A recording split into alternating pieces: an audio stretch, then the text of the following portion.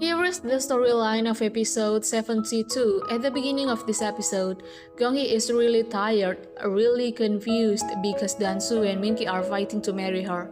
While she doesn't want to marry Min-ki and wants to marry Dan-soo, but she can't do that. Then there is also Gina who accuses Gong-hee of destroying her wedding plans with Min-ki. But Gong-hee firmly tells Gina that she is not the one who destroyed the wedding plans, but Gina and Min-ki who don't trust each other, which makes the wedding plans fall apart. Gong-hee says that she wants to marry someone who loves her baby sincerely, and that person is indeed Dan-soo. But Gina warns Gong-hee to live life realistically without imagining too much. Gong-hee accepts advice from Gina and then she leaves crying. Meanwhile, Myung-ja comes to Juri's house where Myung-ja says that Min-ki and Gong-hee will get married soon, so they have to talk a lot about the wedding plans. Juri is shocked because she hasn't heard from Min-ki about Min-ki's plan to marry Gong-hee. Even though Min-ki insists on marrying Gong-hee, but Juri would never give her permission for the marriage. Juri also tells Myung-ja that she would give anything Myung-ja wants besides Min-ki and Gong-hee's marriage. Juri is even willing to give Myung-ja as much money as Myung-ja wants. Myung-ja slaps Juri. Juri holds on, and in the end they hit each other. They stop fighting when they are both exhausted.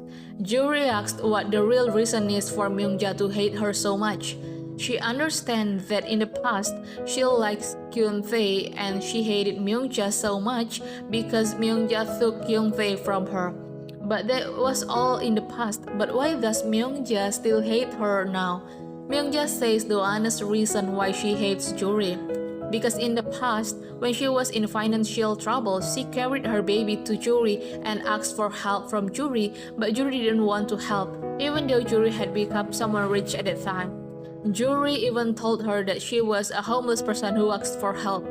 After hearing the reason, Juri tells Myung-ja that she doesn't remember anything about the incident that Myung-ja said. Then she kicks Myung-ja out of her house. After Myung-ja leaves, Juri remembers the past where it turns out that Juri's life was not better than Myung-ja's. At that time, Juri was not married to someone who worked in an office, but Juri married a driver. The big house that Myung-ja saw at the time was the house of her husband's employer, and in that house, Juri and her husband only lived in a very small basement. Juri says that she was cruel in the past to Myung-ja because her life was not better than Myung-ja's. She chose to Myung-ja considering her as an evil witch and not a pitiful witch. Then also in this episode, Myung-ja tells her whole family that Juri doesn't know at all about Min-ki's plan to marry Gong-hee. Even though Min-ki looks like he will really take responsibility, but even Min-ki hasn't told his family about the plan. Myung-ja decides to no longer expect Min-ki to marry Gong-hee, but she will listen to what Gong-hee will do in the future.